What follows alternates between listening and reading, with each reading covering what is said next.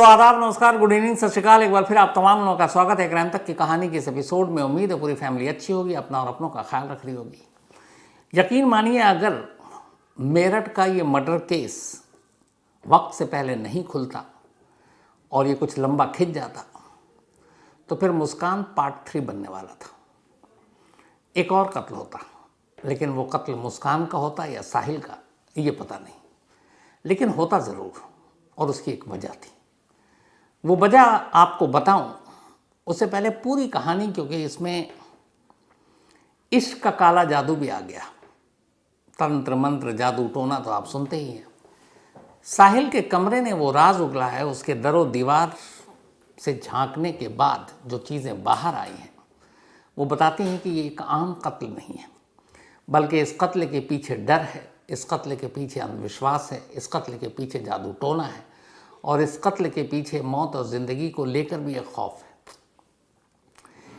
एक शख्स इंग्लैंड से भारत आता है। 2 साल से वो इंडिया नहीं आया था। 2 साल बाद इसलिए आ रहा है, उसे ये भी पता है कि उसकी बीवी के साथ उसका रिश्ता ठीक नहीं है, मामला डिवोर्स तक पहुंच चुका है। लेकिन बीवी का बर्थडे है और वो तय करता है कि नहीं, चलो इंडिया। 25 फरवरी को बर्थडे होता है और 24 फरवरी को वो दिल्ली में लैंड करता है और फिर दिल्ली से 2 घंटे की दूरी मेरठ पर अपने घर पहुंचता है। शायद अब भी उसको उम्मीद थी कि क्या पता बीवी के साथ रिश्ते सुधर जाएं, बीवी साहिल से अलग हो जाए, क्योंकि 6 साल की बेटी भी हो चुकी थी। लेकिन वो कुछ और सोच रहा था, इधर बीवी मुस्कान के जहन में कुछ और चल रहा था। वो तो प्लान किए हुए थे नवंबर से कि वो आएगा और कत्ल करेंगे। लेकिन इस प्लान में अकेले सिर्फ मुस्कान नहीं थी, बल्कि मुस्कान का वो साथी, उसका प्रेमी साहिल भी था। साहिल और मुस्कान की जो पूरी कहानी सामने आई है और साहिल के घर की जो पूरी कहानी सामने आई है वो कुछ यूँ है कि मेरठ में ही साहिल और मुस्कान दोनों पैदा होते हैं, दोनों बड़े होते हैं। मेरठ के एक स्कूल में साहिल और मुस्कान एक साथ पढ़ते हैं 8वीं क्लास तक। 8th तक दोनों एक ही क्लास में एक साथ थे, सहपाठी थे, क्लासमेट थे। फिर 8th के बाद साहिल स्कूल छोड़ देता है। मुस्कान वहाँ से अपनी 10th कंप्लीट करती है, फिर 12th कंप्लीट करती है। उसके बाद 2016 में, अब धीरे धीरे स्कूल छूटने के बाद साहिल से मुस्कान की मुलाकात बंद। और उस वक्त 8वीं क्लास में जाहिर सी बात है दोनों एक तरह से बच्चे ही थे, बचपना था, इश्क मोहब्बत वाली कोई बात भी नहीं होगी। लेकिन कहीं ना कहीं साहिल के दिल में था मुस्कान को लेकर। तो 8वीं के बाद फिर दोनों अलग हो गए, बिछड़ गए, कभी आमना सामना हुआ नहीं। धीरे धीरे वक्त हुआ, दोनों बड़े हो गए। 2016 आया। 2016 में एक रोज़ अचानक मेरठ में घूमते घूमते मुस्कान की मुलाकात सौरभ से होती है। पहली नज़र में उसे प्यार हो जाता है, सौरभ को मुस्कान से प्यार हो जाता है। फिर दोनों मिलते हैं, इसके बाद शादी करने का फैसला करते हैं। सौरभ के घर वाले शादी को तैयार नहीं थे, मुस्कान के घर वाले मान जाते हैं, शादी हो जाती है। उसके बाद सौरभ के घर वाले उसे घर से निकाल देते हैं। वो अलग घर में रहता है, अब किराए के मकान में, जिस मकान से वो ड्रम में बाद में बाहर आया। इसके बाद सौरभ वापस लंदन चला जाता है। काम ऐसा कि वो सोशल मीडिया पर रीयूनियन, कि चलो हमारे उस वक्त के क्लास में कौन कौन साथी थी। हमेशा हर जगह होता है, कॉलेजेस में, स्कूल में, हम पुराने लोगों को याद करते हैं, ढूंढते हैं। आजकल बड़ा आसान है सोशल मीडिया के ज़रिए, किस स्कूल के जो भी स्टूडेंट हैं वो सामने आए, एक दूसरे के ज़रिए हमारा चेन बढ़ता जाता है।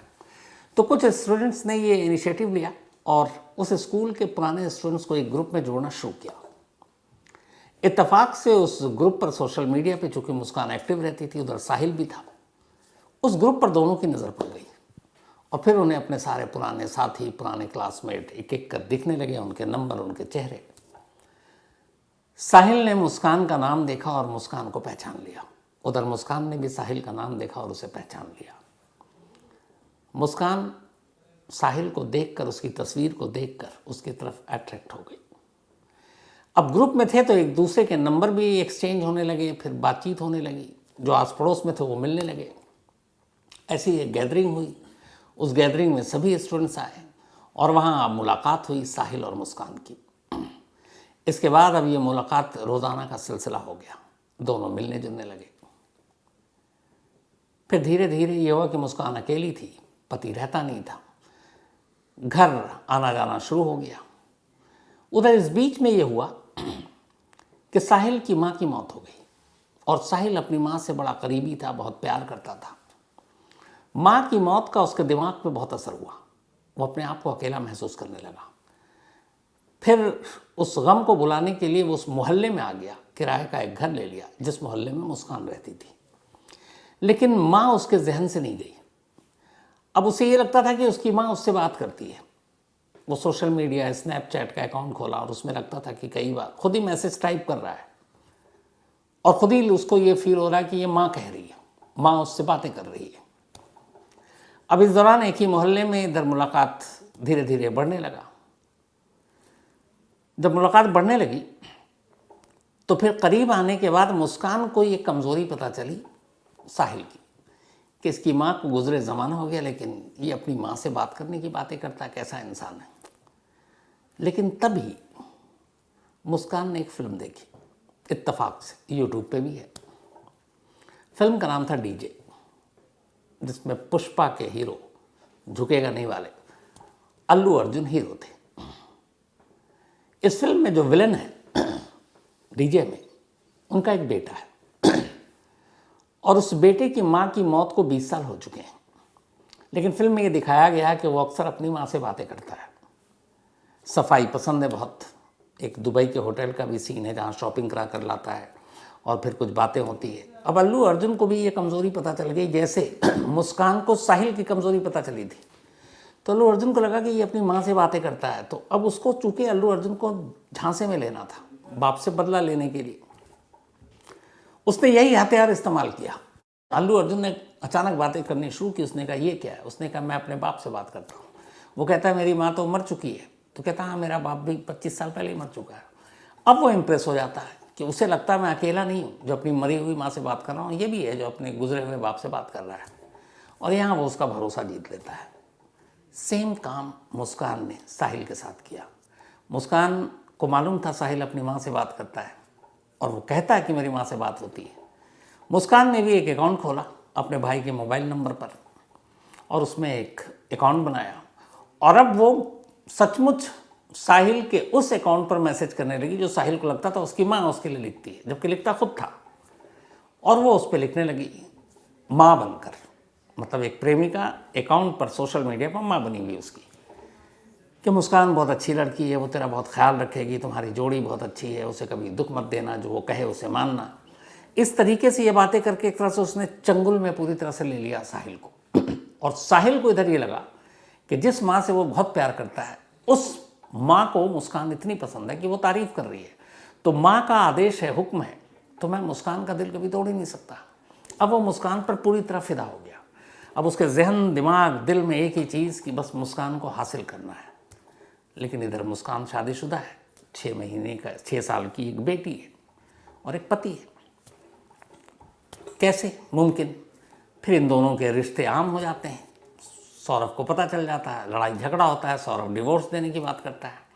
यहाँ मुस्कान चाहती तो उस वक्त सौरभ को डिवोर्स दे सकती थी और फिर साहिल से शादी कर सकती थी।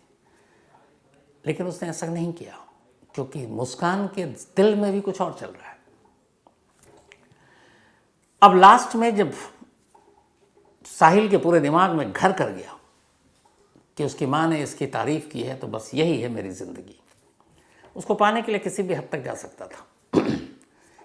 गांजा भी पीता था वो, शराब का नशा अलग था, गांजे में फिर वो किसी और दुनिया में पहुंच जाता। इस दौरान में जो उसने अपना कमरा लिया माँ के गुजरने के बाद, उस कमरे की जो तस्वीरें हैं वो उसकी मानसिक स्थिति को सही सही बयान करती हैं। उन तस्वीरों में सारे वो जादू टोना, तंत्र मंत्र, अजीब अजीब शब्द, दरवाजे पे कुछ और लिखा हुआ, अंदर दीवार पे कुछ और लिखा हुआ, कमरा बिखरा हुआ, सिगरेट, बीड़ी, लाइटर, माचिस, हर चीज़। और उस कमरे की दरो दीवार एक आम शख्स का हो ही नहीं सकता। उसमें घुसते ही लगता है कि ये कोई दूसरा इंसान है जो तंत्र मंत्र, जादू टोना के चक्कर में पड़ा हुआ होगा। तो जैसे उसके मुश्किल से 10 बाई 10 का ये कमरा होगा, ये तस्वीर है पूरी अगर आप देखें। तो सबसे पहले तो दरवाजे से ही कहानी शुरू हो जाती है। दरवाजे पर सबसे पहले बाहर में बड़ा बड़ा उसने लिखा हुआ है, नमक स्वाद अनुसार, अकड़ औकात अनुसार। ये दरवाज़ा है। अब दरवाज़ा खोलकर जैसे ही हम अंदर आते हैं, अंदर दाखिल होते हैं, तो सामने दीवार पर भगवान शिव की एक तस्वीर दिखाई देगी। ये तस्वीर भगवान शिव के आदि योगी अवतार की है। तमिलनाडु में के कोयम्बटूर में जो लोग रहते हैं, जो आदि योगी का वहाँ पे साधना करते हैं, यानी कि एक तरह की साधना शांति के लिए, ये उसकी मुद्रा और उस तरह की तस्वीर है जो उसकी दीवार पर है। इसके अलावा यहीं इसी कमरे में कुर्सी, टेबल, सोफा, बेड सब पड़ा हुआ है, लेकिन दीवार पर अजीब अजीब चीज़ें हैं। एक जगह पर एक सैटेनिक पिक्चर है। सैटेनिक पिक्चर है यानी जो पैशाचिक तस्वीर, जो ब्लैक मैजिक और इन सब के लिए इस्तेमाल होता है। उसके ऊपर एक ब्लैक मैजिक स्टार भी है जिस पे 5 बार 6 लिखा हुआ है। इन तस्वीरों में साफ है।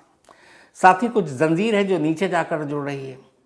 इसके अलावा ब्लैक मैजिक यानी काला जादू में विश्वास रखने वाले लोगों की अलग अलग तस्वीरें उकेरी गई हैं। आगे दीवार पर 2 हाथ बने हुए हैं। एक हाथ में सिगरेट है और एक हाथ पर लिखा है पफ पफ पास, यानी सिगरेट पियो और आगे पास कर दो। टेबल पर एस्ट्रे और ये सारी चीज़ें आप देख सकते हैं। आगे एक दीवार पर भगवान गणेश की एक छोटी सी आकृति बनी हुई है। साथ ही भगवान शिव की भी एक तस्वीर है। दीवार पर वही आदि योगी, महादेव, ओम नमः शिवाय और बूम शंकर लिखा हुआ है। शिव जी की तस्वीर के साथ ही एक पेड़ भी है जिस पे ओम बना है और पेड़ पे एक पिंजरा लटका है। कई पक्षी पेड़ पर टंगे हैं तस्वीर में जो दिख रहे हैं, और इन सब के ऊपर साहिल ने अपनी माँ के साथ एक तस्वीर टांगी हुई, वही माँ जिससे वो बेपनाह प्यार करता है। उस कमरे में माँ के साथ उसकी ये तस्वीर है। फिर एक बोर्ड भी लगा हुआ है जिस पर लिखा हुआ you can't trip with us, यानी आप हमसे उलझ नहीं सकते। यहाँ पे भी एक शैतानी तस्वीर बनी है। कमरे में चांद से लटकता हुआ एक अजीब से आकार का जानवर भी नजर आ रहा है। तो इस पूरे कमरे को देखकर कोई भी आसानी से लगा सकता है तंत्र मंत्र जादू टोना का ये पूरा खेल। अब यहाँ तक तो तस्वीर की बात हो गई। माँ गुजर चुकी है, माँ से बात हो रही है। उधर जो मुस्कान है वो माँ बनकर उसको और भड़का रही है। अब वो एक तरह से पूरी तरह से मुस्कान के गिरफ्त में है और मुस्कान को हासिल करना है उसकी ज़िंदगी का मकसद है, क्योंकि माँ का आदेश है। अब वो प्लान करता है, लेकिन इधर मुस्कान क्यों सौरभ को रास्ते से हटाना चाहती है, इस सवाल का जवाब अभी सामने नहीं आया। क्योंकि सामने वाला डिवोर्स मांग रहा, तुम उसको हट जाओ उसकी ज़िंदगी से, जो करना है करो। लेकिन डिवोर्स देने की बजाय वो साहिल के इस काम में उसका साथ क्यों देने के लिए तैयार हुई, ये अभी भी एक रहस्य है। खैर, ये सब चलता रहा। अब जब उसने मारने की बात की तो मुस्कान तैयार हो गई, लेकिन यहाँ से इस जादू टोना और तंत्र मंत्र की जो बात नहीं शुरू होती है वो ये भी है कि आमतौर पर कोई कातिल किसी को मारता है तो कहता है उसकी जान लेना, उसको मार डालना है, उसका कत्ल करना है, मर्डर करना है, हत्या करनी है। यहाँ एक बार भी जब भी ये बात करते थे सौरभ को मारने की, तो साहिल और मुस्कान ने कभी मर्डर, कत्ल, हत्या, जान लेने की बात ही नहीं की। एक ही शब्द साहिल यूज़ करता था, वो कहता था कि सौरभ का वध करना है। अब वध करना एक अलग मानी होती है, वो इन क्राइम के लिए यूज़ नहीं होता है। लेकिन वो उसके दिमाग में हावी था, वो तंत्र मंत्र, जादू टोना, अंधविश्वास, डर, भय, इसलिए वो वध शब्द इस्तेमाल कर रहा था। और इन्हीं सारी चीज़ों, तंत्र मंत्र के लिए उसने 3-4 और चीज़ें की जो मेरठ पुलिस खुद शुरू में उलझी हुई थी। पहली कि कत्ल को तुम वध कह रहे हो। दूसरी, एक लाश को ठिकाने लगाने के लिए बैग में या फिर कहीं और फ्रिज में, तब कातिल लाश के टुकड़े करता था कि उसको समेट कर उसमें ठूंस सके।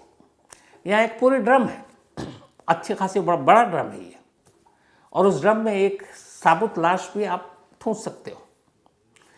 फिर सर को धड़ से अलग करना, दोनों हाथों की हथेलियाँ काटना। आमतौर पर जब लाश को छोटा करने की कोशिश की जाती है तो सर धड़ से अलग कर दिया गया, दोनों हाथ अलग काट देते हैं, दोनों पैर काट देते हैं, बॉडी छोटी हो गई।